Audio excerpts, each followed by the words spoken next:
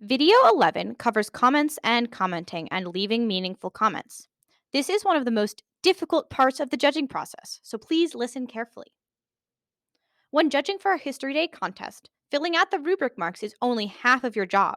The other half is to explain those marks to the student using the comment section of the evaluation sheet.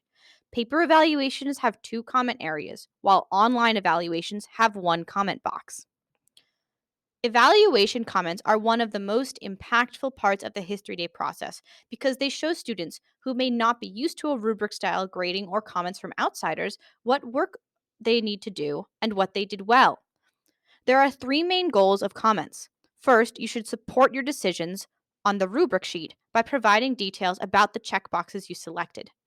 Next, you should provide future guidance to students in the form of specific and constructive feedback. Finally, comments should show appreciation for students' work. Students love to see that judges regarded their work fully. Remember that students will read these comments. Always consider the students as your first audience for comments.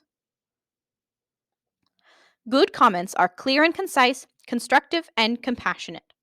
Students need clear and concise comments so that they can understand why you made the rubric choices that you did.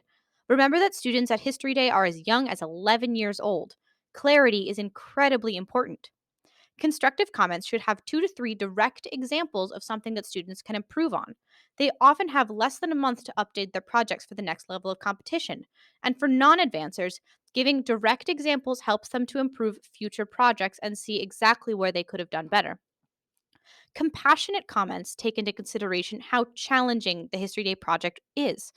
The rubric sheet expects a lot from the students, so the comments are the space for you to give positive and encouraging statements that they can take into the future.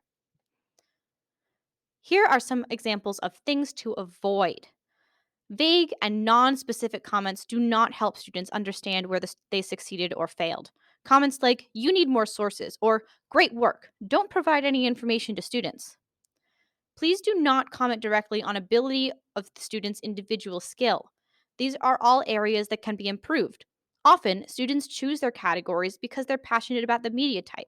So comments like consider a different project type or your stage presence is weak can really hurt the students. Finally, try not to use outdated grammar or terms and to stay appropriate to an audience of 11 to 18-year-olds. Grammar like ellipses, while perhaps natural to you to indicate a pause, read to younger people as passive aggressive and unclear. Please try to avoid these kinds of statements. The most important two things to avoid are comments and checkboxes that do not agree, either within your own evaluations or within your judge group. If you mark something as low ranking, you should not compliment it in the comments.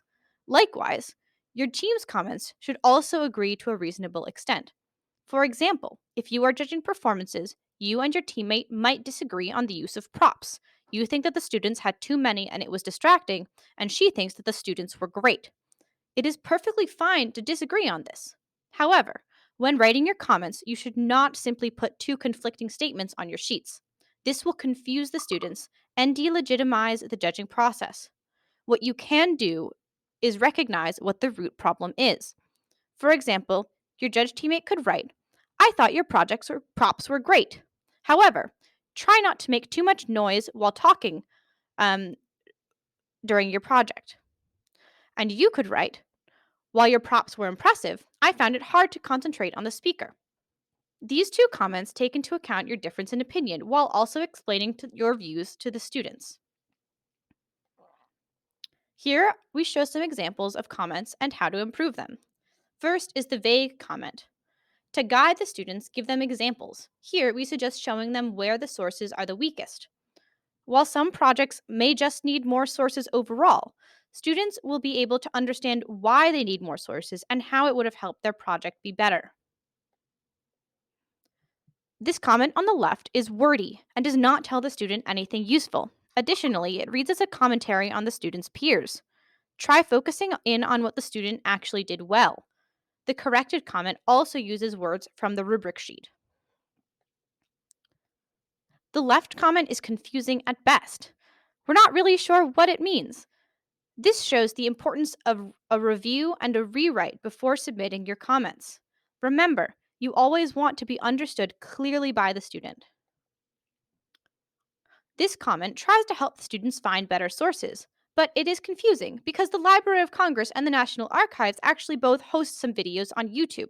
So the real issue here is not that the student has used YouTube sources, but they haven't cited their sources correctly. The corrected comment helps them understand what they could have done better. We know that some projects are difficult to comment on. Here are some tips if you find yourself stuck. First, try restating the rubric marks. This creates a cohesive document and helps point the students back to the rubric sheet. Try brainstorming with your teammates. If you have a tricky situation, check in for advice on some comments. Before you submit, try reading the comments aloud as if you were talking directly to the student. This can help you edit the tone of your comments to be more appropriate. Finally, find some examples of comments. We have some in the Judge Toolkit and on the next slide. Here are some comments that we loved. You can pause on this page to read them a little bit. On the top left, we love that this judge has explained what they meant by the summary trap. This comment uses clear language to explain the idea of student voice. The top right comment is a quick way of pointing out minor grammatical errors instead of listing out a whole list of grammatical errors, which can be really daunting and overwhelming to students. The bottom right is a great example of combining a compliment and some feedback. And finally, the bottom left comment is an incredibly kind and complimentary statement that will show the student both where they did well and what their strengths are, and point to something that they could have worked on.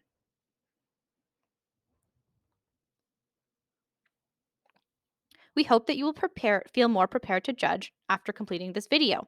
Next up, you'll see a series of category-specific videos that you can watch once you've received your judge assignment. Thanks for joining Maryland History Day.